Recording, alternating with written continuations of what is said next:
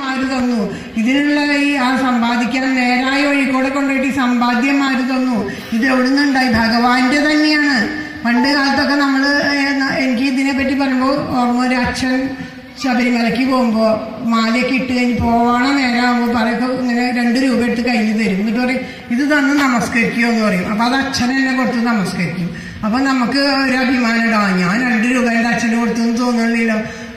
അത് നമ്മൾ അങ്ങനെ തന്നെ അച്ഛന് കൊടുത്ത് നമസ്കരിക്കുക. അതുപോലെയാണ് എല്ലാം തരുന്നത് ഭഗവാനാണ്. അപ്പം നമ്മളെ കൊണ്ട് കഴിയാവുന്നത് മുഴുവൻ ചെയ്ത് എങ്ങനെയാണോ ഇവിടെ ഈ ക്ഷേത്രത്തിന്റെ ഉള്ളിൽ എത്ര സന്തോഷം വരുന്നുണ്ടോ അത്രയും നമുക്ക് സന്തോഷിക്കാൻ പറ്റുള്ളൂ. കാരണം ഈ ക്ഷേത്രം നമ്മളുടെ മനസ്സിൻ്റെ, ഇവിടുത്തെ പ്രതിഷ്ഠ എവിടെയാണെങ്കിലും നമ്മളുടെ മനസ്സിന്റെ പ്രതീകമാണ്. ആ മനസ്സിന് സന്തോഷം ഉണ്ടാവണമെങ്കിൽ ഇവിടേക്ക് അത്രയും സന്തോഷത്തോടു കൂടി നമ്മൾ സമർപ്പിക്കണം.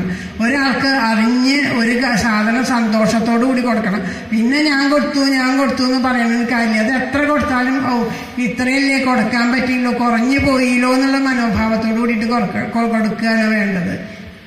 ഭഗവാന്റെ എല്ലാ കാര്യങ്ങളും പറയുമ്പോൾ നമ്മളുടേതായിട്ട് എല്ലാം ഒഴിവാക്കിയിട്ട് വേണം അമ്പലത്തിൽ വന്ന് നാമം ജപിക്കാനായിട്ടായാലും. പിന്നെ അമ്പലത്തിലെ കുറേ കാര്യങ്ങൾ എന്താ വെച്ചാൽ നമ്മൾ ചെയ്യുമ്പോൾ ആ നാമജപം അതൊക്കെ അതിനും കുറേ ചിട്ടവട്ടങ്ങളുണ്ട്. ശരിക്കും നമ്മൾ ഒരു കാര്യം ഇപ്പോൾ അമ്പലത്തിലിരുന്ന് നാമം ചൊല്ലിക്കൊണ്ടിരിക്കുകയാണ്.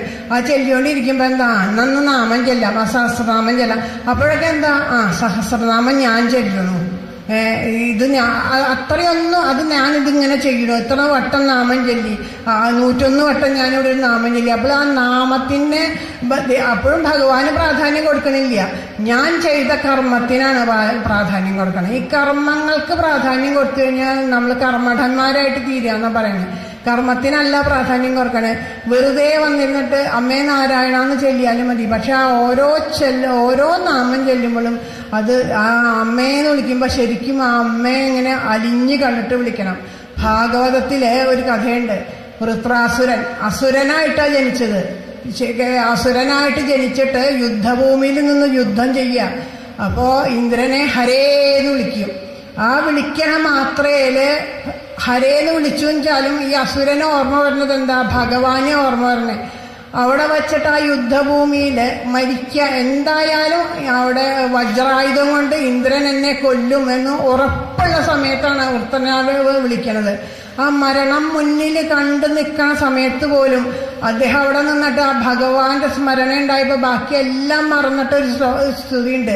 അഹം ഹരേ തവ പാദൈകമൂല ദാസാനുദാസോ ഭവിദാസ്മി ഭൂയാത് മനസ്മരേദാസുപദേർഗുണംസ്തേ ഗൃണീതവ കർമ്മ കരോതുകായ നാനാകപൃഷ്ടം ന ച പാരമേഷ്ട്യം ന സർവഭൗമം ന രസാധിപത്യം ന യോഗസിദ്ധീര പുനർഭവം വാ സമഞ്ജസത്താ വിരഹയ്യകാംക്ഷേ അജാതഭക്ഷായിവ മാതരം ഖഗാ സ്തന്യം യഥാ വത്സകരോക്ഷുദാത്ത പ്രിയം പ്രിയേവാ വിഷദം വിഷണ്ണ മനോരവിന്ദാക്ഷ തുദുർഷദേ ത്വാം അഹം ഹരേ തവ പാദൈകമൂല ദാസാനുദാസോ ഭവിദാസ്മി ഭൂയാത്. അഹമേ ഭഗവാനെ, ഞാൻ അങ്ങയുടെ ദാസന്മാരുടെ ദാസന്റെ ദാസനായിട്ടെങ്കിലും ഭഗവാനെ എന്നെ ചേർക്കണേന്നുണ്ട്. പിന്നെ അഹം ഹരേ എന്ന് വിളിക്കുമ്പോൾ ഹരേ ഭഗവാനെ ഞാൻ അങ്ങയുടെയാണ് കേട്ടോ, അങ്ങനെ മറക്കില്ല എന്ന് എനിക്കറിയാം. കാരണം ആ മറക്കാത്തത് കൊണ്ടാണ് ഇത്രയും ആപത്ത് വന്ന് മുന്നിൽ നിന്ന് മരണമാണ് അടുത്ത നിമിഷം എന്ന് അറിഞ്ഞിട്ടും കൂടി ആ നിമിഷം ഭഗവാനെ നിന്നെ വിളിക്കാൻ പറ്റിയത്. അതാണ് അഹം ഹരേ തവ പാദൈകമൂലദാസാനുദാസോ ഭവിദാസ്മി ഭൂയാത് മനസ്മരേദസുപതേർഗുണാംസ്തേ ഗൃണീതവ കർമ്മ കരോതുകായ എൻ്റെ വാക്കും കർമ്മവും പ്രവൃത്തിയും എല്ലാം ഭഗവാനെ അങ്ങേ പറ്റിയിട്ടായിരിക്കണം. എല്ലാ കാര്യങ്ങളും അങ്ങേ അങ്ങയുടെ ഓർമ്മയായിരിക്കണം. ഞാൻ കൈകൊണ്ട് എന്ത് ചെയ്യണോ ഭഗവാനെ അത് മുഴുവൻ അവിടുത്തെ പൂജയായിട്ട് ചെയ്യണം. ഞാൻ നാവ് കൊണ്ട് എന്ത് പറയണോ ഭഗവാനെ അത് മുഴുവൻ അവിടുത്തെ കീർത്തനങ്ങളായിട്ട് മാറണം. ഞാൻ ചെവി കൊണ്ട് എന്ത് കേൾക്കണോ ഭഗവാനെ അത് മുഴുവൻ അങ്ങയുടെ കഥകളായിട്ട് മാറണം. എന്തൊക്കെ എപ്പോഴും ഞാൻ സ്മരിക്കണ ഓരോ കാര്യങ്ങളും ഭഗവാനെ അങ്ങേ പറ്റിയിട്ടായിരിക്കണം എന്നുള്ളതാണ്. അഹം നാനാകപൃഷ്ടം ന ച പാരമേഷ്ട്യം ന സർവഭൗമം ന രസാധിപത്യം ന യോഗസിദ്ധിരൗനർഭവം വാ സമഞ്ജസത്വാ വിഗ്രഹൈകാംക്ഷേ. എനിക്ക് സ്വർഗം വേണ്ട ഭഗവാനെ, എനിക്ക് രസാധിപത്യം എല്ലാത്തിൻ്റെ അധിപനായിട്ട് വേണ്ട, സ്വർഗലോകത്തിൻ്റെ അധിപനായിട്ട് വേണ്ട, എനിക്ക് യാതൊന്നും വേണ്ട. നാഗപൃഷ്ടം രസാധിപത്യം യോഗസിദ്ധികളും വേണ്ട. പുനർഭവം ഇനി വീണ്ടും ഒരു ജനനം അതൊന്നും വേണ്ട ഭഗവാൻ. എനിക്ക് എന്താ വേണ്ടേ? നസിദ്ധീര പുനർഭവം വാ സമഞ്ജസത്വ. അങ്ങയെ പിരിഞ്ഞിട്ടാണ് ഇത് മുഴുവനും, ഭഗവാനെ പിരിഞ്ഞിട്ട് ഇതൊക്കെ കിട്ടുമ്പോൾ എനിക്ക് ഭഗവാനെ അങ്ങേ മറക്കാൻ പറ്റണു, അങ്ങേ പിരിയണമെന്ന് എനിക്കിതൊന്നും വേണ്ട. എനിക്ക് വേണ്ടത് എൻ്റെ ഭഗവാനെ മാത്രം മതി. അത് എങ്ങനെ വേണം? അതിനുള്ള ഒരു സ്നേഹം എനിക്ക് ഭഗവാനെ അങ്ങയോടുണ്ടാവണം. അതെങ്ങനെ വേണം ആ സ്നേഹം? അജാതപക്ഷായിവ മാതരം ഖഗ. കൊച്ചു പക്ഷിക്കുഞ്ഞുങ്ങള്, അവർക്ക് പറക്കാനൊന്നും ചിറക് വന്നിട്ടില്ല. ആ സമയത്ത് ആ പക്ഷിക്കുഞ്ഞുങ്ങൾ ഇങ്ങനെ കാത്തിരിക്കും, എപ്പോഴാ എൻ്റെ അമ്മ വരിക, എപ്പോഴാ എൻ്റെ അമ്മ വരിക, അമ്മ വന്നിട്ട് വേണ്ടേ ഭക്ഷണം കിട്ടാൻ, അമ്മ എപ്പോഴാ വരിക, അമ്മ എപ്പോഴാ വരിക. അതുപോലെ ഭഗവാനെ ഞാൻ എപ്പോഴാ ഭഗവാനെ അങ്ങയുടെ അടുത്തുനിന്ന് വന്നതാണ് ഞാൻ, അങ്ങയുടെ അടുത്തേക്ക് ഞാൻ എപ്പോഴാ തിരിച്ചെത്തുക എൻ്റെ ഭഗവാന് വേണ്ടി മാത്രമായിട്ട് കാത്തിരിക്കണം. പക്ഷെ അവിടെ ഒരു കാര്യമുണ്ട്. പക്ഷിക്കുഞ്ഞുങ്ങൾക്ക് ചിറക് മുളച്ചു വെച്ചാൽ അവര് പറന്നു പോകും. പിന്നെ അച്ഛനും അമ്മ വേണമെന്നില്ല. ആ ചിറക് മുളയ്ക്കണവരെ മാത്രമേ അവരൊക്കെ കാത്തിരിപ്പുള്ളൂ. അജാതപക്ഷായ മാതരംഗ സ്തന്യം യഥാ വത്സതരക്ഷുതാത്ത. പശുക്കുട്ടി അമ്മയുടെ പാല് കുടിക്കാൻ വേണ്ടി കാത്തു നിൽക്കണം പശുക്കുട്ടി. ആ അമ്മ ഇങ്ങനെ അമ്മ പശുവിനെ അഴിച്ചിട്ടുണ്ടോ, കുട്ടിയോടെ കെട്ടിട്ടുണ്ടോ, ആ പശുക്കുട്ടി ഇങ്ങനെ കയറിൻ്റെ അറ്റത്ത് ഇങ്ങനെ കെട്ടുണ്ട്, വിട്ടാണ്ട് അങ്ങോട്ട് പോകാൻ പറ്റണില്ല. അതുപോലെ കാത്തിരിക്കുകയാണ്, എപ്പോഴാ അമ്മ വരിക, എപ്പോഴാ പാല് കുടിക്കാൻ പറ്റുകയാണ്. ആ അമ്മ അതുപോലെ ഭഗവാനെ അടുത്തേക്ക് എത്താൻ വേണ്ടി ഭഗവാനെ എങ്ങനെ തുടിച്ചിരിക്കണം. ആ മനസ്സ് മുഴുവൻ ഭഗവാനിലേക്ക് അത്രയും തുടിച്ചിരിക്കണം എന്ന് പറയും. അത് കഴിഞ്ഞിട്ടോ ആ അമ്മ വന്നു, പാല് കുടിച്ചു കഴിഞ്ഞു, വയറും നിറഞ്ഞു. പിന്നെ ആ അമ്മ അടുത്തുണ്ടായെന്ന് വിചാരിച്ചാലും അത്രയ്ക്കൊരു ഇതൊന്നുമില്ല. വിശപ്പ് വരുമ്പോൾ മാത്രമേ അമ്മ വേണ്ടൂ. അപ്പോൾ അതും പോരാ, അതിലും വലുത് വേണം. അതെങ്ങനെയാ? പ്രിയം പ്രിയേവാ വൃഷദം വിഷണ്ണ. തൻ്റെ പതിവ്രതയായിട്ടുള്ളൊരു പത്നി തൻ്റെ പതിയെ പിരിഞ്ഞിരിക്കുമ്പോൾ ഏത് സമയത്തും ഭർത്താവിൻ്റെ സാമീപ്യമാണ് ആഗ്രഹിക്കുക. അപ്പോൾ ഒന്നടുത്ത് കിട്ടിയെങ്കിൽ ഇങ്ങനെ കാത്തിരിക്കും. അത് കഴിഞ്ഞ് ഭർത്താവ് അടുത്ത് വന്നാലും ആ പ്രിയം പോണില്ല. ഇനി എന്നെ വിട്ടു പോവല്ലേ എന്നുള്ള പ്രിയാണ്. ഏറ്റവും ആ ഒരു സ്നേഹബന്ധത്തിൻ്റെ അത്രയും ദൃഢമായ സ്നേഹം ഭഗവാനെ എൻ്റെ ഉള്ളിൽ അങ്ങയോടുണ്ടാവണേ, എനിക്ക് വേറെ ഒന്നും വേണ്ട എന്ന് പറയുന്ന ആ വൃത്രാസുരൻ എവിടെ വെച്ച് പ്രാർത്ഥിക്കും? ഒരു അസുരനായിട്ട് ജനിച്ചിട്ട് പോലും നമ്മളൊരു ഇത്തിരി നിസ്സാര കാര്യങ്ങൾ മതി ടെൻഷൻ ഉണ്ടാവാൻ. പിന്നെ അപ്പോഴേക്കും ആകെ താറുമാറായി എല്ലാ കാര്യങ്ങളും ടെൻഷൻ അടിച്ച് നിൽക്കുകയാണ്. അതെന്തുകൊണ്ടാണ് ടെൻഷൻ അടിക്കണേ? ആ ഭഗവാനോടുള്ള ഇതുപോലെയുള്ള ഒരു ഉറപ്പില്ല. എന്ത് വന്നാലും ഭഗവാൻ കൂടെ ഉണ്ടാവും. വരണത് മുഴുവനും ഭഗവാന്റെ ഇച്ഛയില്ലാണ്ട് ഒന്നും നടക്കില്ല. ഇവിടെ ഇല പോലും അനങ്ങില്ല. ഇത് ഇപ്പം നമ്മൾ ചില കാര്യങ്ങൾ നമ്മൾ കഴിഞ്ഞത് ആലോചിച്ച് നോക്കൂ. നമ്മൾ എത്രയും ടെൻഷൻ അടിച്ചിട്ടുണ്ടാവും. എത്ര ടെൻഷൻ അടിച്ചാലും ടെൻഷൻ അടിച്ചില്ലെങ്കിലും വരാളത് വന്ന് അത് കഴിഞ്ഞു പോകും. പിന്നീട് അതിനെപ്പറ്റി ആലോചിക്കുമ്പോൾ വിചാരിക്കും എന്തിനാ അത്രയ്ക്കൊക്കെ ടെൻഷൻ അടിച്ചേ? അത് അത്രയ്ക്കേ ഉണ്ടാവുള്ളൂ. നമ്മളൊരു ചെറിയ കാര്യമായിരിക്കും, എന്നാൽ അതിനെത്രയോ ടെൻഷൻ അടിച്ച് നമുക്ക് ആ ടെൻഷനാണ് ഇപ്പോൾ എല്ലാം.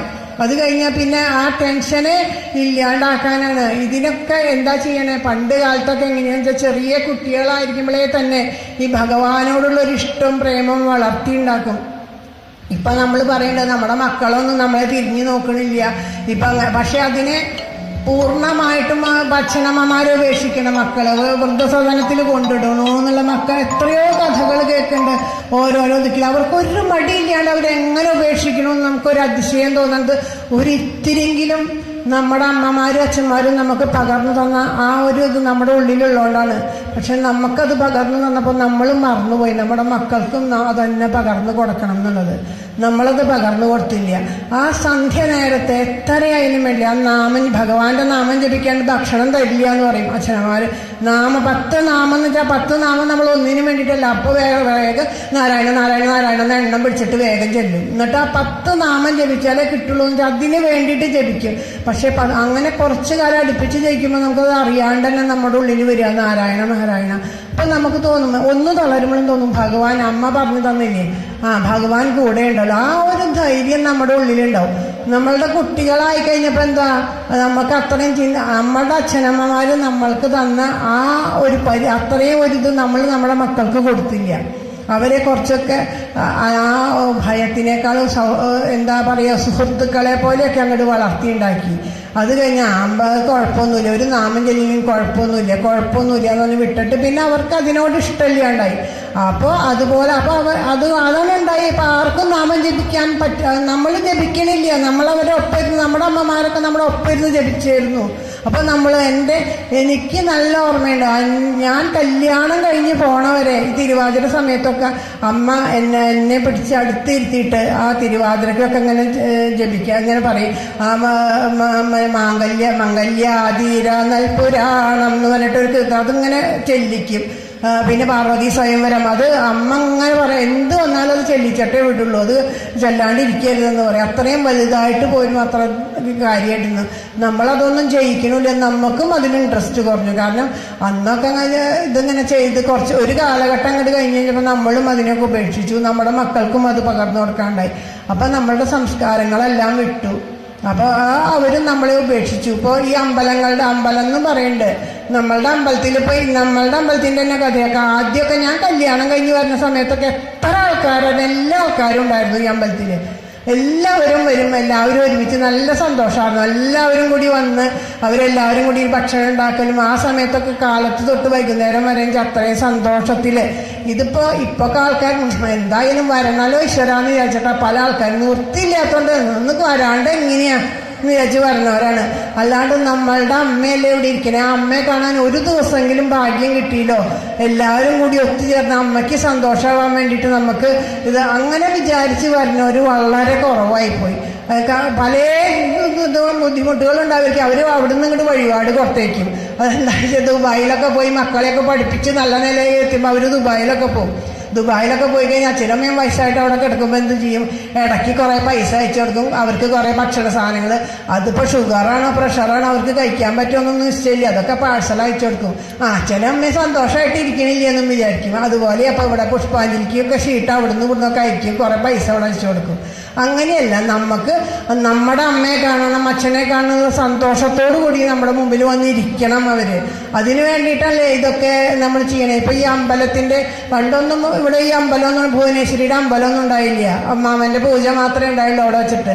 പിന്നെ എന്തിനാ അങ്ങനെ ഒരു അമ്പലം വേണമെന്ന് വിചാരിച്ച് വെച്ച് ആ കൂട്ടായ്മ നമ്മളുടെ ആ അമ്മയോട്, നമ്മുടെ അമ്മയുടെ പ്രേമം, നമ്മളുടെ മനസ്സിലുള്ള ആ ഭക്തിയും പ്രേമവും സമർപ്പിക്കാനുള്ളൊരു ഇത് എല്ലാവർക്കും വേണ്ടിയിട്ട് ദേവിയുടെ അനുഗ്രഹം കൊണ്ട് ദേവി അങ്ങനെ ഒരു ഭാഗ്യം നമുക്ക് തന്നു. ഇത്രയും നമുക്ക് ഒരു അനുഭവം ഉണ്ടായി. ഇത്ര നല്ലൊരു അമ്പലം, ഇത്ര ചൈതന്യമുള്ളൊരു ദേവി ഇവിടെ ഉണ്ടായിട്ടും എന്നിട്ടും ഇവിടെ വരാൻ പറ്റണില്ല. കൊല്ലത്തിൽ ഒരിക്കലെങ്കിലും ഇവിടെ എത്തിപ്പെടാൻ പറ്റില്ല വെച്ചാൽ അത് വലിയൊരു സങ്കടമുള്ള കാര്യം തന്നെയാണ്. അതുമല്ല, ശരിക്കും ആ ദേവിക്ക് എനിക്ക് പലപ്പോഴും അനുഭവമായിട്ടുണ്ട്. കാരണം അന്നെന്നോ ഒരാഗ്രഹമാണ് 2 വാക്ക് ദേവിയെ പറ്റിയിട്ട് ഇവിടെ ഇരുന്ന് പറയണം എന്ന് ഒരു 7 കൊല്ലം മുമ്പ് വിചാരിച്ചതാണ്. അത് ആ ഒരു ആഗ്രഹം ഞാൻ പിന്നെ മറന്നേ പോയി വെച്ചാലും ദേവി അത് മറക്കാണ്ട് ഇവിടെ കൊണ്ടുവന്ന് ഇങ്ങനെ ഇരുത്തി. അപ്പൊ അത്രയും നമ്മളുടെ കാര്യങ്ങൾ നമ്മളെ അത്രയും കെയർ ചെയ്യണേ ഈ അമ്മ നമ്മുടെ കൂടെ ഉണ്ടായിട്ട് ആ അമ്മയ്ക്ക് വേണ്ടിയിട്ട് അത്രയും സ്നേഹത്തോടു കൂടിയിട്ട് ഇപ്പോൾ നിറയ്ക്കുക ഓരോ കാര്യങ്ങൾ ആ അമ്പലത്തിന് വേണ്ടിയിട്ട് അമ്പലത്തിൻ്റെ ഇവിടെ ഈ അമ്പലത്തിന് പുരോഗതി ഉണ്ടാവുന്നതിനനുസരിച്ചിട്ട് ഓരോരുത്തരും ഇന്ന് ഈ നിലയിൽ കുറേ കഷ്ടപ്പാടുകളും ദുരിതങ്ങളും വരുന്നുണ്ട്. ശരിയാ, പല ആൾക്കാർക്കും ഇവിടെ കഷ്ടപ്പാടുകളും ദുരിതങ്ങളും ഉണ്ട്. അത് എന്തുകൊണ്ടാണ് വരണമെന്ന് വെച്ചിട്ടുണ്ടെങ്കിൽ അത് നമ്മളുടെ പ്രവൃത്തിയുടെ ദോഷം കൊണ്ടാണ് വരണേ. എന്നിട്ട് പോലും അത്രയും കഷ്ടപ്പാടുകൾ വന്നിട്ടും ആർക്കും വലിയ ദോഷം വരാണ്ടിരിക്കാൻ എന്താ ഈ അമ്മയുടെ കാരുണ്യം കൊണ്ട് തന്നെയാണ്. എത്ര നമ്മൾ കുറുമ്പ് കാണിച്ചു കുട്ടികളെ വെച്ചാലും വേണ്ടിയില്ല, പിടിച്ചൊരടി കൊടുക്കുമ്പോൾ അടിയുടെ വേദന ഉണ്ടാവും എന്ന് മാത്രമേ ഉണ്ടാവുള്ളൂ. എന്നാൽ അമ്മ എന്തിനാ തല്ലണേ? ഇനി അത് ചെയ്യരുത്, അത് ചെയ്തു കഴിഞ്ഞാൽ അതിനേക്കാളും വലിയ ദോഷം വരും. ആ ദോഷം നമ്മളിൽ നിന്ന് ഒഴിവാക്കണം എന്ന് വെച്ചിട്ടാണ് അങ്ങനെ ചെയ്യരുതാത്ത കാര്യങ്ങൾ ചെയ്യുമ്പോൾ കുട്ടികളെ തല്ലണേ. അതുപോലെ അമ്മ ഒരടി തന്നിട്ട് നമ്മളോട് ഇരുത്തുന്നുണ്ട്.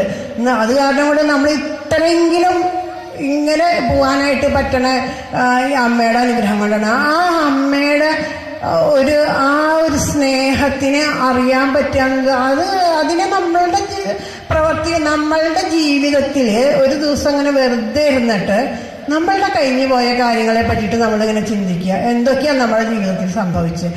അതിനെ ചിന്തിച്ചു കഴിയുമ്പോൾ തന്നെ നമുക്കറിയാം നമ്മൾ ഒരിക്കൽ പോലും ചിലപ്പോൾ അമ്മേന്ന് വിളിക്കാൻ പോലും മറന്ന ഓരോ ഘട്ടങ്ങളിൽ നമ്മൾ ആ അപകടത്തിൽ നിന്ന് എങ്ങനെ രക്ഷപ്പെട്ടു, അവിടുന്ന് നമുക്ക് എങ്ങനെ അത് ആലോചിക്കുമ്പോൾ തന്നെ നമുക്ക് ആ അമ്മയുടെ ഒരു കരുതല് നമ്മൾ ശ്രദ്ധിച്ചില്ലെങ്കിലും എല്ലാ ഒരു കരുതലും നമുക്ക് മനസ്സിലാവും.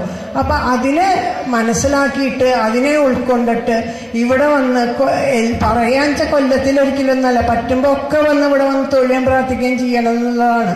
പക്ഷെ അത് പറ്റിയില്ലെങ്കിൽ ഈ കൊല്ലത്തിലൊരിക്കലെങ്കിലും ഇവിടെ വന്ന് ഇത് ചെയ്യുമ്പോൾ ആ ചെയ്യണ കാര്യങ്ങൾ ആത്മാർത്ഥമായിട്ട് ചെയ്യണം.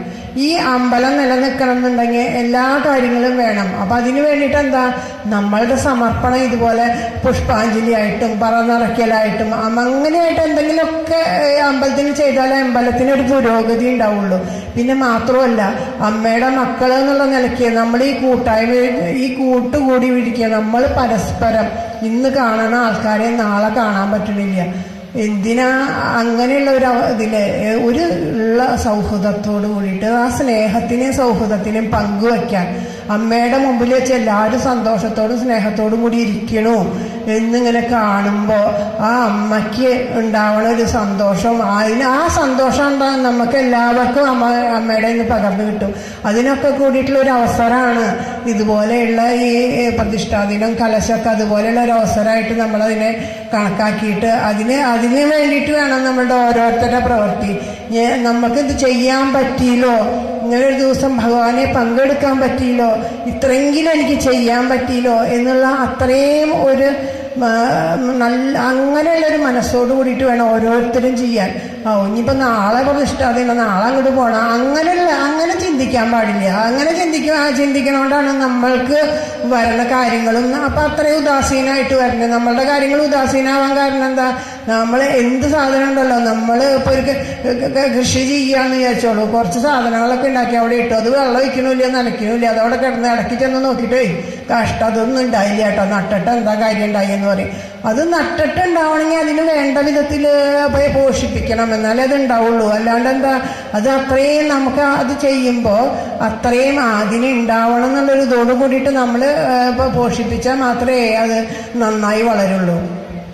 അതുപോലെ തന്നെയാവണം നമ്മളുടെ ഇവിടെ ഈ അമ്പലത്തിൻ്റെ പുരോഗതിക്കുള്ള കാര്യങ്ങളായാലും നമ്മളുടെ ഇതിന് വേണ്ടിയിട്ട് എന്തായാലും പിന്നെ എന്ത് വന്നാലും അമ്മയുണ്ട് നമുക്കൊരു സഹായത്തിൽ. ഇന്നത്തെ കാലത്ത് ഒരാളില്ലല്ലോ എന്നുള്ളതാണ്, അമ്മ കൂടെ ഉണ്ടല്ലോ എന്നുള്ള ആ ഉറപ്പ് നമ്മൾക്ക് തന്നെ ഉണ്ടാവണമെങ്കിൽ ബാക്കിയൊക്കെ എപ്പോൾ വേണമെങ്കിലും വിട്ടുപോവാം.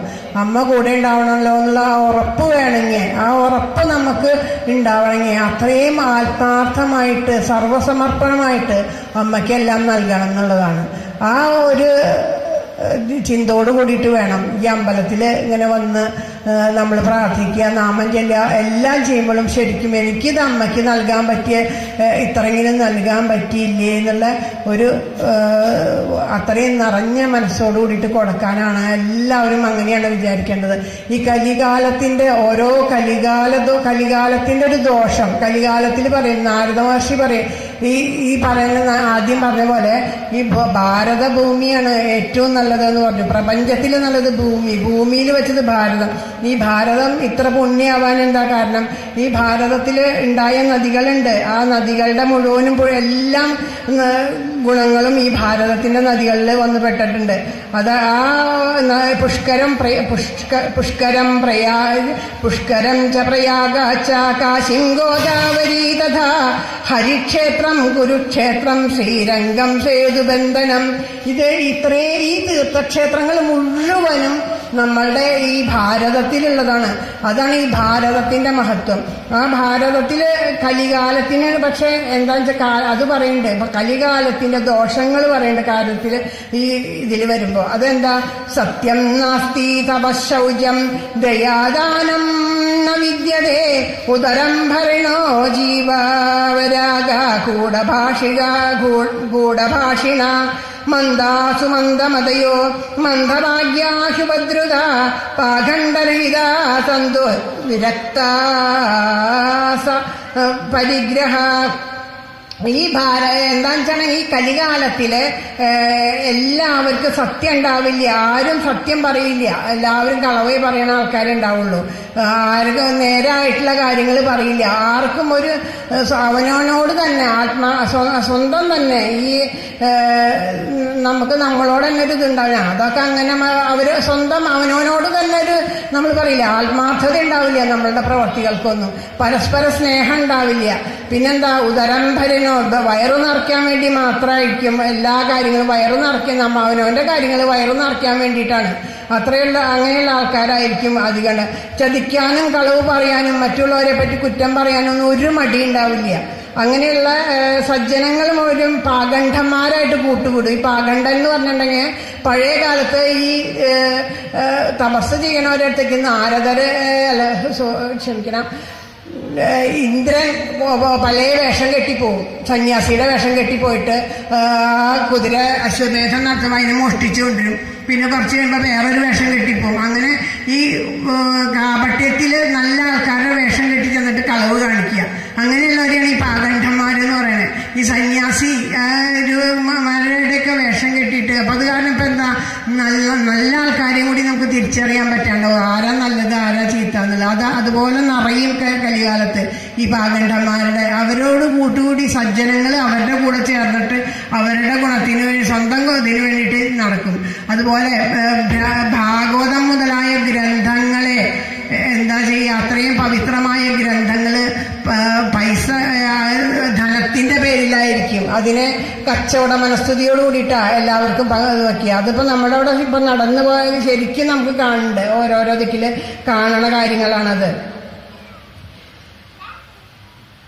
പിന്നെ സജ്ജന അതുപോലെ തന്നെ ബുദ്ധി കൊണ്ട് കേവലം ബുദ്ധി കൊണ്ട് മാത്രമേ ഉണ്ടാവുള്ളൂ. അവരെ ബുദ്ധി കൊണ്ട് കുറേ നേടി അങ്ങനെ ഉണ്ടാവണവരെ പണ്ഡിതന്മാരെന്ന് വിളിക്കും.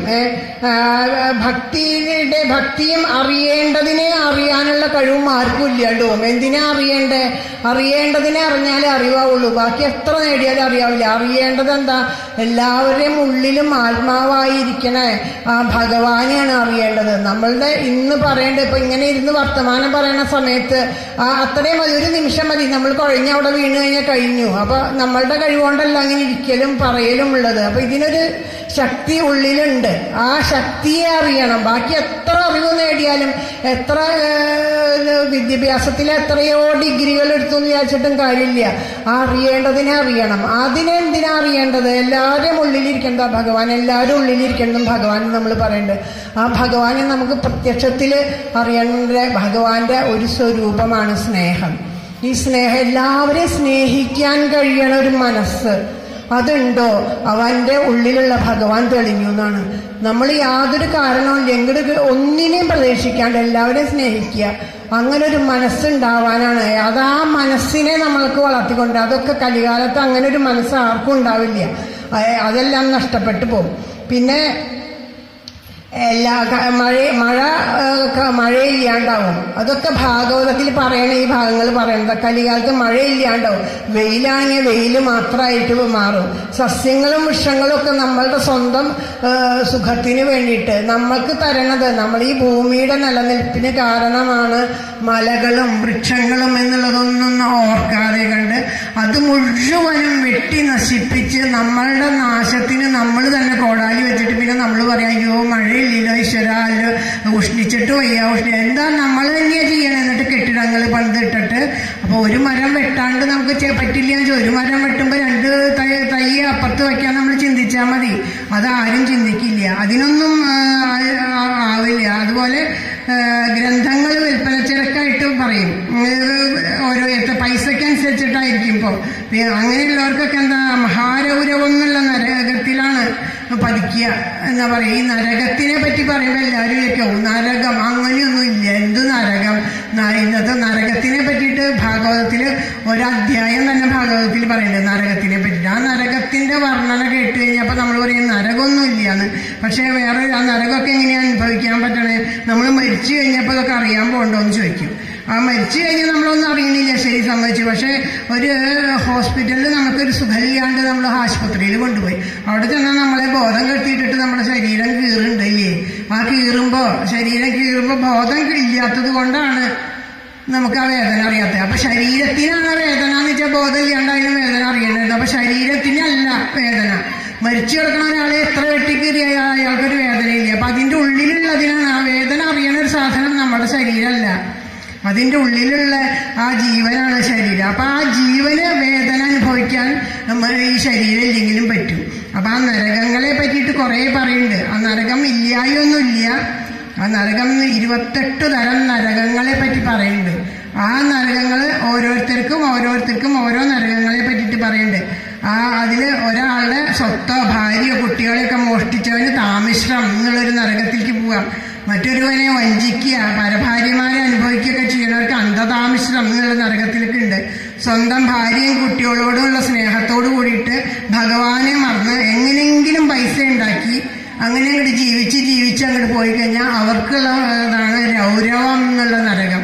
ഈ ശരീരം ആ രൗരവം എന്നുള്ള നരകത്തിൽ പോകും. അവിടെ ചെല്ലുമ്പോൾ എന്താ, ഈ പാമ്പുകളെക്കാളും ഭയാനകമായിട്ട് കുറെ ജീവികളുണ്ട്. ഈ ജീവനെ ആ ജീവികൾ മുഴുവനും പീഡിപ്പിക്കുകയാണ്.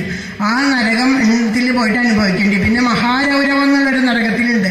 അവിടെ എങ്ങനെയാ വെച്ചാൽ നരഭോജികളായിട്ടുള്ള കുറെ ജീവികളുണ്ട്. അവര് വന്നിട്ടാണ് ചെയ്യുക.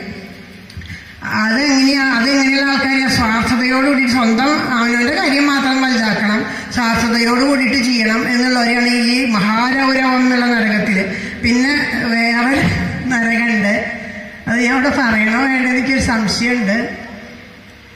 പറയണ പക്ഷികളെയും മൃഗങ്ങളെയും കൊന്നു തിന്നണ കുംഭീഭാഗം എന്നുള്ള ഒരു നരകമുണ്ട്. അവിടെ പോയി കഴിഞ്ഞാൽ ഇവരെയൊക്കെ കൊന്നു തിന്നണത് എങ്ങനെയാണെന്ന് വെച്ചാൽ അവിടെ ആ ജീവനെ കൊല്ലണവരെ അവിടെ കൊണ്ടുപോയിട്ട് അവിടെ ഒരു എണ്ണയുണ്ട്. അപ്പൊ ഇവിടെ ആവുമ്പോ നമ്മളിപ്പോ ആ എണ്ണയിൽ അങ്ങോട്ട് വറുത്ത് ഇടുകയാണെന്ന് വെച്ചാൽ നമ്മളെ മരിച്ചു പോയാൽ നമ്മൾ അറിയില്ലായിരിക്കും. അവിടെ പോയി കഴിഞ്ഞാൽ ഇതിലിങ്ങനെ അങ്ങോട്ട് മുക്കും. എന്നിട്ട് അതങ്ങോട്ട് നീറി ശരീരം മുഴുവൻ അങ്ങോട്ട് അപ്പൊ ഉണ്ട് സൂക്ഷ്മ ശരീരമുണ്ട്. ഇതിപ്പോ ആ സൂക്ഷ്മ ശരീരം മുക്കും. ആ പൊന്തി കഴിഞ്ഞ് കഴിഞ്ഞാൽ അതിനെ അങ്ങോട്ട് പൊന്തിച്ച് കഴിഞ്ഞിട്ട് ഷീന്ന് പച്ചവെള്ളത്തിൽ അങ്ങോട്ട് അവിടെ ഉണ്ട് തണുത്ത ദ്രാവകത്തിൽ മുക്കും. അത് കഴിഞ്ഞാൽ ആദ്യം പൊക്കും പിന്നെയും മുക്കും. അങ്ങനെ എത്ര ജീവികളെ കൊന്നുണ്ടോ ആ ജീവികളുടെ മുഴുവനും തീരണ വരെ മുക്കിയും ഇരിക്കും. അതാണ് മഹാരൗരവം എന്നുള്ള ഒരു നരകം. അങ്ങനെയുള്ളവർക്കുള്ളതാണ് അത്. പിന്നെ അച്ഛനെയും അമ്മയും മഹാത്മാക്കളെയൊക്കെ ധിക്കരിച്ചിട്ട് അവരെ വെറുത്ത് അവരെ ഉപേക്ഷിച്ചിട്ട് പോണ അവരെ എന്താ ചെയ്യാന്ന് വെച്ചാൽ കാലസൂത്രം എന്നുള്ള നരകമുണ്ട്. അതെങ്ങനെയാന്ന് വെച്ചാൽ അവിടെ കൊണ്ടുപോയിട്ട് അച്ഛൻ്റെയും അമ്മയുടെയും മടിയിൽ കിടത്തണ പോലെ അവിടെ കിടത്തണത് എന്താണെന്ന് വെച്ചാൽ ചുട്ട് പൊള്ളിച്ച ചെമ്പു തകിടിലാന്ന് മാത്രം. അന്ന് അച്ഛൻ്റെയും അമ്മയുടെയും മടിയിൽ കിടന്നപ്പോൾ ഉണ്ടായ സുഖം, അത്ര സുഖം അനുഭവിച്ചിട്ട് നീ ഇങ്ങനെ ചെയ്തില്ല, എന്നാൽ ഈ സുഖം അനുഭവിക്കുക എന്ന് പറയും. അങ്ങനെയുള്ളതിലാണ് കിടത്തുക. പിന്നെ സ്വധർമ്മങ്ങളും ആചാരങ്ങളൊക്കെ ധിക്കരിച്ചിട്ട് പരധർമ്മം സ്വീകരിക്കുക അസിപത്രവനം എന്നുള്ള നരകത്തിൽ തള്ളും. അവിടെ എങ്ങനെയാണെന്ന് വെച്ചാൽ ഈ മരങ്ങളിൽ നിന്നുള്ള ഇലകള്, ആ ഇലകളാണ് കസിപത്ര വനത്തിൽ പോയി അത് അങ്ങോട്ട് അതിൻ്റെ ഉള്ളിൽ കൂടെ അങ്ങോട്ട് ഓടിക്കണം. ആ വനത്തിൻ്റെ ഇടയിലുള്ള ഇങ്ങനെ മുള്ളു പോലെ അതിൻ്റെ ഉള്ളിൽ കൂടെ അങ്ങോട്ടും ഇങ്ങോട്ടും ഈ കാലവടന്മാർ അവിടേക്ക് ഓടിക്കുമ്പോൾ അങ്ങോട്ട് ഓടും. അവിടെ അതിൻ്റെ ഇടയിൽ നിന്നാൽ തല്ലി ഓടിക്കാൻ ആൾക്കാർ നിൽക്കുന്നുണ്ട്. അതിൻ്റെ ഉള്ളിൽ ഇങ്ങനെ വട്ടം കറക്കി ഓടിക്കും. എത്രയും നമ്മൾ മറ്റുള്ളവരെ ദ്രോഹിക്കണമെന്ന് വിചാരിച്ചാൽ അതിനാദ്യം ചാട്ടവാറ കൊണ്ട് അടിച്ച് അവർ ഓടിപ്പിക്കും. നിരപരാധികളെ പീഡിപ്പിക്കുക, ശിക്ഷിക്കുക ഒക്കെ ചെയ്യണവർക്കൊക്കെയുള്ള നരകമാണത്. പിന്നെ അറിഞ്ഞുകൊണ്ട് മറ്റുള്ളവരെ നമ്മൾ അറിഞ്ഞിട്ട് ഒരാളെ ദ്രോഹിക്കണം എന്ന് വിചാരിച്ചിട്ട് ദ്രോഹിക്കുമ്പോൾ അവർക്കാണ് അന്ധകൂപം എന്നുള്ള നരകത്തിൽ തള്ളും. അത് എങ്ങനെയാ വെച്ചാൽ അവിടെ ഉറങ്ങാനൊന്നും ഈ ജീവനും സൂക്ഷ്മ ശരീരത്തിലുള്ള ജീവനും ഉണ്ടാവും, ഉറക്കം ഇതൊക്കെ ഉറങ്ങാനൊന്നും സമ്മതിക്കില്ല. അവരെ ഇങ്ങനെ ഈ ഇന്നത്തെ സിനിമയിലൊക്കെ കാണില്ലേ, പോലീസ് സ്റ്റേഷനിൽ ഒന്നിങ്ങനെ ഇടിക്കും, കുറെ കഴിയുമ്പോൾ ഒരു വെള്ളം മുഖത്തൊക്കെ വെച്ച് ബോധം വരുമ്പോൾ ആദ്യം ഇടിക്കും. ഇതൊക്കെ ഇവരൊക്കെ ഇതൊക്കെ കണ്ടുപിടിക്കുമ്പോൾ നമ്മൾ ചോദിക്കും ഇതൊക്കെ എവിടുന്നാണ്, ഇതൊക്കെ നമ്മുടെ ഉപബോധ മനസ്സിൽ നമുക്ക് തന്നെ അറിയാവുന്ന കാര്യങ്ങളാ. ചില അങ്ങനെയാണ്. അതൊക്കെ ഇപ്പൊ നമ്മൾ അമ്പലത്തിൽ പോയി തൊഴുമ്പോൾ ആൾക്കാർ ഇതിങ്ങനെ കാണിക്കും. അതെന്തിനാ അങ്ങനെ കാണിക്കണേന്ന് അറിയില്ല, എല്ലാവരും കാണിക്കണം, അത് ഇതിങ്ങനെ കാണിക്കും. അതെന്തിനാ അങ്ങനെ എന്തിനാ കാണിക്കണേന്ന് ഞാൻ പലരോടും ചോദിച്ചിട്ടുണ്ട്, ആർക്കും മനസ്സിലായിട്ടില്ല. അത് തൊഴുത് കഴിഞ്ഞിട്ട് പണ്ട് നമ്മളിങ്ങനെ ചെയ്യാറ്. അത് എന്തിനാ വെച്ചാൽ എൻ്റെ ഹൃദയത്തിലും ബുദ്ധിയിലും വിളങ്ങുന്ന ആ ഭഗവാൻ തന്നെയാണ് ഇതിനിവിടെ ഇരിക്കുന്നത്. ആ ഭഗവാനായിക്കൊണ്ട് നമസ്കാരം എന്നുള്ളതിലാണ് ഈ കാണിക്കൽ വരണത്. അത് ആർക്കും അറിയില്ല, പക്ഷെ നമ്മൾ അറിയാണ്ട് ഇങ്ങനെ കാണിക്കും. അറിയാണ്ട് ഇങ്ങനെ കാണിക്കണത് എന്താ, ഇതാണ് നമ്മളുടെ ഉള്ളിലിരിക്കുന്ന ഈ ഭഗവാന്റെ ചൈതന്യം. നമ്മുടെ ഹൃദയത്തിലെ അന്തരാത്മാവായിരിക്കുന്ന ഭഗവാനും ബുദ്ധിയിൽ നൽകുന്ന ഭഗവാനുമാണ് ഈ ക്ഷേത്രത്തിന്റെ ഉള്ളിലിരിക്കുന്നതും ഒന്ന് തന്നെയാണ്. ആ ഭഗവാനായിക്കൊണ്ട് നമസ്കാരം അത് എനിക്ക് തെളിയിച്ചു തരണേന്നാണ് ആ പ്രാർത്ഥനയുടെ അർത്ഥം. അത് പക്ഷെ നമ്മൾ അറിയാണ്ട് എന്താ ചെയ്യണേ? അപ്പൊ ഇതൊക്കെ നമുക്കറിയാം, എല്ലാ അറിവും നമ്മുടെ ഉള്ളിൽ തന്നെ ഉണ്ട്. അതിനെ ഉണർത്താനാണ് ഈ നാമജപം ചെയ്യണം, ഭഗവാനെ സ്മരിക്കണം എന്ന് പറയാം. അതിനെ നമ്മൾ ഉണർത്താത്തോണ്ടാണ്. അപ്പൊ അതുപോലെ തന്നെയാണ് എല്ലാം നമ്മുടെ ഉള്ളിലുണ്ട്. ഈ കാണിക്കൽ പോലീസ് സ്റ്റേഷനിൽ ഇട്ടിട്ട് ഈ ഇടിക്കുന്നതൊക്കെ ഇതൊക്കെ എവിടുന്നെങ്കിലൊക്കെ ഇവർക്ക് കിട്ടിയിട്ടുണ്ടാവോ ഏതെങ്കിലും ജന്മത്തൊക്കെ. അപ്പൊ ആ കിട്ടിയതിന്റെ പൂർവ്വസ്മരണയിലൊക്കെയാണ് ഇവർ ഈ പടം പിടിക്കുമ്പോഴൊക്കെ അത് കാണിക്കണത്. അത് അങ്ങനെ കുറെ നരകങ്ങളുണ്ട്.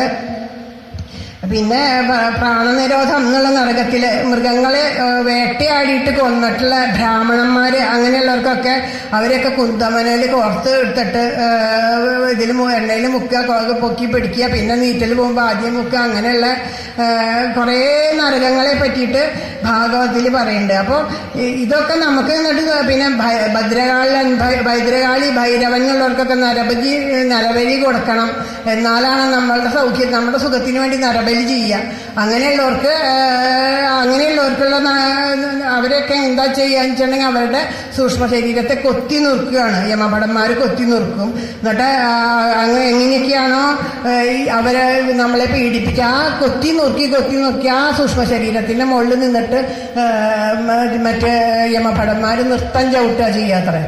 അങ്ങനെയുള്ള ഓരോ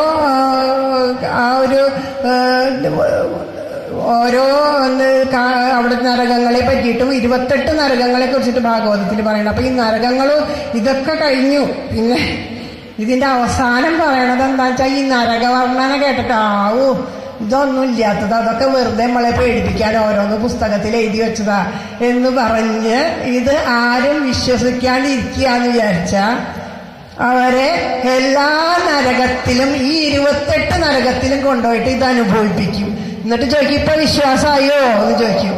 അപ്പൊ അവരെ ഇപ്പൊ വിശ്വാസമായി എന്ന് പറയുമ്പോൾ അടുത്ത നരകത്തിലിടും. എന്നിട്ട് ഇപ്പൊ അങ്ങനെ ഓരോ നരകത്തിലും പോയിട്ട് വിശ്വസിപ്പിച്ചിട്ട് ആണ് ചെയ്യുക. അങ്ങനെയുള്ള നരകവർണ്ണന. അപ്പൊ നമ്മൾ ചെയ്യുന്ന പ്രവർത്തികൾക്കൊന്നും ഫലമില്ല എന്നൊന്നും പറയാൻ പറ്റില്ല, എല്ലാത്തിനും ഫലമുണ്ട്. അപ്പൊ ചീത്ത കാര്യങ്ങൾക്ക് ഫലമുള്ള പോലെ തന്നെ നല്ല കാര്യങ്ങൾ. അപ്പൊ ഈ നരകഭയം നമുക്ക് വന്നു. ഇനി എന്തു വേണം നരകഭയത്തിൽ നിന്ന് ചോദിക്കുമ്പോൾ അതിന് പറയുന്നുണ്ട്, അതിന് നാമം ചൊല്ലിയാൽ മതി എന്ന് പറയുന്നുണ്ട്. അത് നമ്മളുടെ കാരണന്മാരൊക്കെ പറയും 4 അക്ഷരം നാമം ചൊല്ലിക്കൂടെ ഈ സന്ധ്യ നേരത്തെ ചോദിക്കും. ഈ 4 അക്ഷരം എന്താ? നാരായണ എന്നുള്ള 4 അക്ഷരാണ്. ആ 4 അക്ഷരം ചൊല്ലിക്കൂടെ എന്ന് ചോദിക്കും. ആ നാമം ജപിക്കണേന് ഈ കലികാലത്തെ ഏറ്റവും പ്രധാനമാണ് നാമജപം. എത്ര നമ്മൾ നാമം ജപിക്കണോ അത്രയും നമുക്ക് ഗുണം ഉണ്ടാവും എന്നുള്ളതാണ്. ആദ്യമൊക്കെ നമുക്ക് ഇങ്ങനെ നാമം ജപിക്കുമ്പോൾ ഒന്നുമില്ലാന്ന് തോന്നും. പക്ഷെ ജപിച്ച് വരുമ്പോഴാണ് അതിൻ്റെ പവർ നമുക്ക് ശരിക്കും മനസ്സിലാവും, ശരിക്കും അത് അനുഭവിക്കാൻ പറ്റും. ഇപ്പൊ പിന്നെ വേറെ കുറെ പേർക്ക് എന്താണെന്ന് വെച്ചിട്ടുണ്ടെങ്കിൽ ബോറടി, വീട്ടിലിരുന്നാൽ ബോറടിയാണ്. അപ്പൊ നമ്മൾ ആലോചിക്കുക, പണ്ടുള്ള കാരണന്മാർക്കൊന്നും ഈ ബോറടി ഉണ്ടായിട്ടില്ല, ഇപ്പോഴുള്ള ആൾക്കാർക്കൊക്കെ ഈ ബോറടി ഉള്ളൂ. അതെന്തുകൊണ്ടാ? ആദ്യമേ തന്നെ ചെറുപ്പത്തിലേ തൊട്ടിട്ട് നമ്മളെ അച്ഛനമ്മമാര് ഇപ്പൊ വീട്ടിലായാലൊക്കെ ശരി, കഥകൾ പറഞ്ഞു തരുന്നു, ഭാഗവതം വായിക്കണു, നാമം ജപിക്കാൻ പഠിപ്പിക്കണു. അപ്പൊ നമ്മളെന്ത് വിചാരിക്കോ, ഇപ്പോഴൊക്കെ നാമം ജപിച്ചിട്ട് ഞാൻ വയസ്സായിട്ട് അവന് റിട്ടയർ ഒക്കെ ആവട്ടെ, എന്നിട്ട് ഞാൻ ഭാഗവതം കഴിഞ്ഞിട്ട്. അപ്പൊ നമുക്ക് ഭാഗവതം കഴിഞ്ഞെടുക്കാൻ തോന്നില്ല. കാരണം എന്താ വെച്ചാൽ നമുക്കത് ശീലമില്ലാത്ത കാര്യം. അതുവരെ കുറേ കാര്യങ്ങൾ വേറെ ആവശ്യമില്ലാത്തൊക്കെ വലിച്ചു കാരി മനസ്സിൽ നിറച്ചുണ്ട്. അപ്പൊ നമുക്ക് ഭാഗവതം എടുക്കാനേ തോന്നില്ല. അപ്പൊ എന്താ പറയണേ, പ്രഹ്ലാദൻ പറയില്ലേ, കൗമാര ആചരയെന്ന്, ചെറുപ്പത്തിലേ തൊട്ട് ശീലിക്കണം. അത് ശീലിച്ച് ശീലിച്ച് ശീലിച്ച് ഈ വയസ്സ് നമ്മളുടെ കർമ്മബന്ധങ്ങൾ വിടണ ഒരു 60 വയസ്സ് എന്നൊക്കെ പറയുന്നത് പോലത്തെ പെൻഷൻ എന്ന് പറയുന്ന പോലെ നമ്മുടെ കർമ്മബന്ധങ്ങൾ വിടണ ഒരു പ്രായമാണ്. ആ പ്രായമാകുമ്പോഴേക്കും നമ്മൾക്ക് ഇതിനോടൊരു ഇഷ്ടം വരുള്ളൂ. അതുവരെ നമുക്ക് എന്താണെന്ന് പറയുക, ഇഷ്ടം വരാതെ നമ്മളുടെ പ്രായത്തിന്റെ തലപ്പോണ്ട് നമ്മൾ ഇതൊക്കെ ചെയ്യുന്നുണ്ട്, നാമം ജപിക്കുന്നുണ്ട് ഒക്കെ ഉണ്ടെങ്കിൽ യാന്ത്രികമായിട്ട് നമുക്ക് ഇഷ്ടം മുഴുവൻ അപ്പാപ്പ കിട്ടുന്ന സുഖങ്ങളാണ്. അപ്പൊ നമുക്ക് അനുഭവിക്കാൻ പറ്റുന്നുണ്ട്. ഇതിന്റെ അറിയണില്ല. ഇപ്പൊ നാമം ജപിക്കണതിന്റെ ഗുണം എന്താ എന്നുള്ളത് അപ്പൊ അറിയണില്ല. അതിനെ മനസ്സിലാക്കാൻ പറ്റില്ല. അതെന്തുകൊണ്ടാ? ചോരത്തളപ്പുകൊണ്ട് നമ്മൾ അത് എല്ലാവർക്കും പറഞ്ഞിട്ടുള്ളത്, ഒരാൾക്കൊന്നുമില്ല. അങ്ങനെ സുഖങ്ങളെ അനുഭവിക്കാൻ തന്നെയാണ് ഈ മനുഷ്യന്റെ ശരീരത്തിലെ ഭൂമിയിൽ മനുഷ്യനായിട്ട് നമ്മളെ സൃഷ്ടിച്ചത്. അതിനു വേണ്ടി തന്നെയാണ്.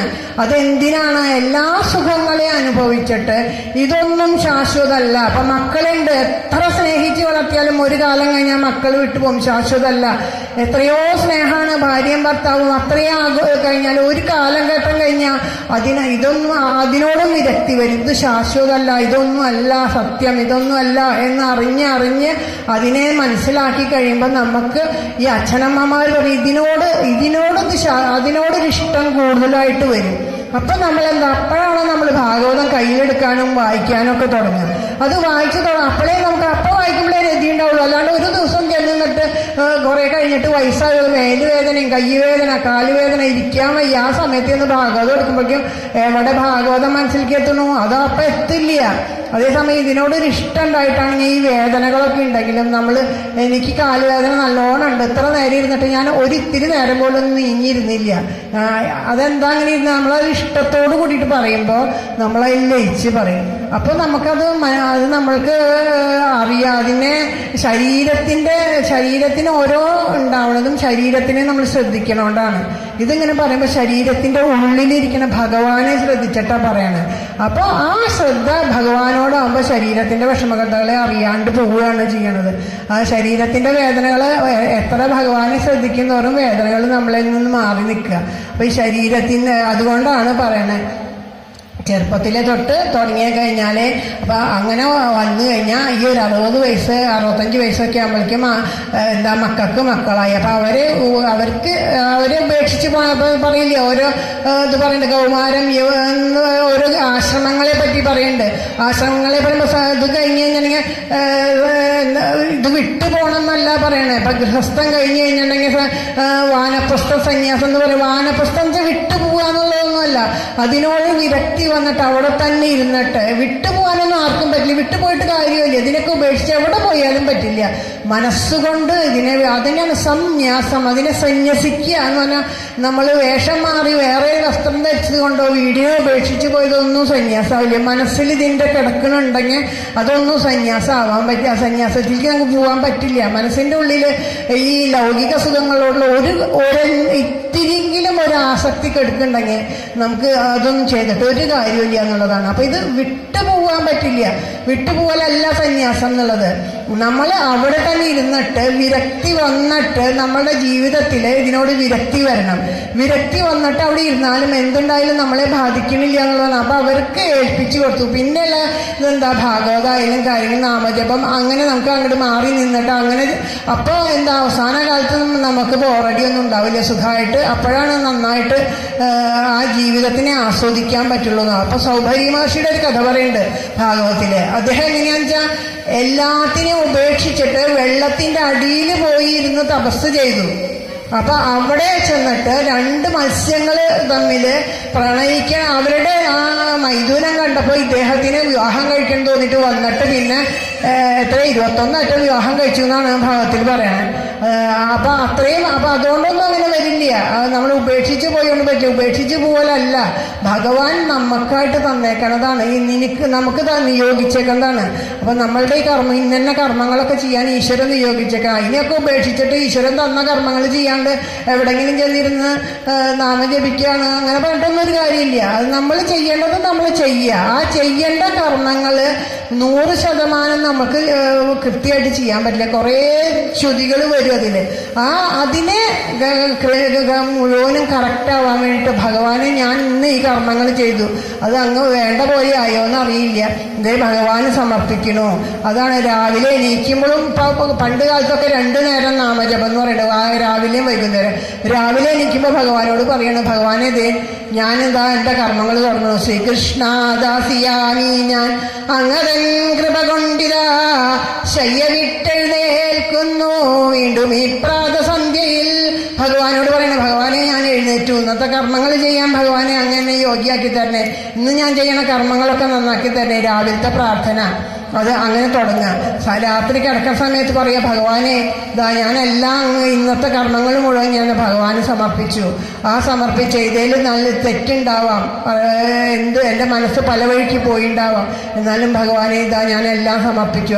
2 പ്രാർത്ഥനയെങ്കിലും നമ്മൾ കൃത്യമായിട്ട് ചെയ്യണമെന്ന് വിചാരിച്ചാൽ നമ്മളുടെ കുറേ കാര്യങ്ങൾക്ക് നമുക്ക് നല്ല വ്യത്യാസം വരും എന്നുള്ളത് അത്രയും അനുഭവം കൊണ്ട് 100% ഉറപ്പാണ്. എത്ര ഈ കാരണം എന്താ വെച്ചാൽ നമുക്ക് തോന്നുന്നു, ചില സമയത്തൊക്കെ നമുക്ക് തോന്നുന്നു എത്ര നാമം ജപിച്ചിട്ടും എന്താ അത് ശരിയാവാത്ത. നമ്മൾ നാമം ജപിച്ചു തുടങ്ങിയിട്ട് എത്ര കൊല്ലമായി ഉണ്ടാവും. കൂടിയപ്പോൾ ഒരാൾക്ക് 60 വയസ്സുണ്ടെങ്കിൽ ഞാൻ വിചാരിക്കും ഒരു 5 വയസ്സിലേ ജപിച്ചുള്ള ഒരു 55 കൊല്ലമായി ഉണ്ടാവുള്ളൂ എന്തായാലും നാമം ജപിച്ചു തുടങ്ങിയത്. ഇത് എത്ര കാലമായിട്ട് അതിനേക്കാളും മുമ്പൊക്കെ ആർജിച്ചപ്പോ ഇന്നലത്തെ കാര്യമാണ്. ഇതിപ്പോ ഇന്നത്തെ കാര്യമാണ്. ഈ ജന്മം എന്ന് പറഞ്ഞിട്ട് ഇന്ന്, ഇതിനു മുമ്പ് എത്രയോ ജന്മങ്ങൾ എടുത്ത് ആ ജന്മങ്ങളിൽ ആർജിച്ച് കൂട്ടിയ എന്തെല്ലാം കാര്യങ്ങളുണ്ടാവും. അതിന്റെ വാസനയൊന്നും മുഴുവൻ വിട്ടുപോവില്ല. ഗോപികമാരോട് എന്താ ആദ്യം കൃഷ്ണൻ എന്താ പറഞ്ഞു, ഗോപികമാരുടെ ഉള്ളിലുള്ള ഒരു ചെറിയ അംശം വന്നപ്പോഴാണ് ഭഗവാൻ മറഞ്ഞു പോണേ. ഗോപികമാര് ഭഗവാനെ തന്നെ ചിന്തിച്ച് ചെന്നിട്ട് ഭഗവാന് എന്നോട് ഒരിത്തിരി പൊന്തിയപ്പോ ഭഗവാൻ മറഞ്ഞു പോവുക ചെയ്തേ. ഭഗവാൻ എന്തിനാ അത് ചെയ്തതെന്ന് ചോദിച്ചാൽ ഒട്ടും പാടില്ല. എന്തൊക്കെ ആഗ്രഹത്തിന്റെ അതിനുശേഷം ഭഗവാൻ വന്നിട്ട് ഈ ഗോപികമാരെ എന്തെല്ലാം വിധത്തിൽ ആഗ്രഹിച്ചോ അതൊക്കെ അവർക്ക് സാധിച്ചു എന്നുള്ളതാണ്. ഓരോരോ ഗോപിക്കും കൃഷ്ണനുണ്ടായിന്നാ പറയണേ. അപ്പൊ നമ്മൾ സാധാരണ കാണുന്ന പോലെയല്ല രാസലീലയുടെ ഒന്നും ആർക്കും പറയാൻ പറ്റില്ല. ഓരോരോ ഗോപിക്കും കൃഷ്ണനുണ്ടാവും. എല്ലാവർക്കും ഉള്ളിൽ ആത്മാവായി വിളങ്ങും കൃഷ്ണനീവിധം കൃപ കൊണ്ട് ഉലകിൻ നന്മയ്ക്കുടൽ പൂണ്ട് കളിക്കയാം എന്നാണ്. ഉടൽ പൂണ്ട് അത് ഓരോരുടെ ഉള്ളിൽ ആത്മാവായ ഭഗവാനെ അവർ കണ്ടു. ആ ആത്മാതത്വം അവർക്ക് തെളിയിച്ചു കൊടുത്തു ഭഗവാൻ. അത് കഴിഞ്ഞിട്ട് അവരോട് പറഞ്ഞു, ഇനി നിങ്ങള് വറുത്ത പയർമണികൾ പോലെയാണ്, ഇനി നിങ്ങൾക്ക് യാതൊരു ദോഷവും ഇല്ല എന്നുള്ളതാണ്. ഓരോ ഗോപിമാരും രാസക്രീഡാ സമയത്ത് ഇവിടെ ഒത്തുകൂടിയപ്പോ ഒരു ഗോപീഗ്രഹങ്ങളിലും അവരുടെ ഭർത്താക്കന്മാർക്ക് അവർ പിരിഞ്ഞു എന്ന് തോന്നിയിട്ടില്ല. കാരണം എന്താ, എല്ലാവരുടെയും ആ ഗോപികമാരുടെ അവരുടെ ശരീരം അവിടെ തന്നെ ഉണ്ടായിരുന്നു. ഭഗവാനോട് ചേർന്ന് രമിച്ചത് എന്താ, അവരുടെ മനസ്സാണ്. അതുപോലെ സദാ ഭഗവാനോട് കൂടി ഇരിക്കാനായിട്ട് പ്രാപ്താക്കേണ്ടത് നമ്മളുടെ മനസ്സിനെയാണ്. ആ മനസ്സിനെ അങ്ങനെ പ്രാപ്താക്കണം എന്ന് വെച്ചാൽ ബാക്കിയുള്ള ആഗ്രഹങ്ങളെയൊക്കെ വിട്ട് കളഞ്ഞാലേ അതിന് പറ്റുള്ളൂ. പക്ഷെ അതിന് കുറേ കാര്യങ്ങൾ കണ്ട് അത് മനസ്സാണ് നമുക്ക് തടസ്സമായിട്ട് നിൽക്കണം. മനസ്സിനെന്താണെന്ന് വെച്ചാൽ മനസ്സിന്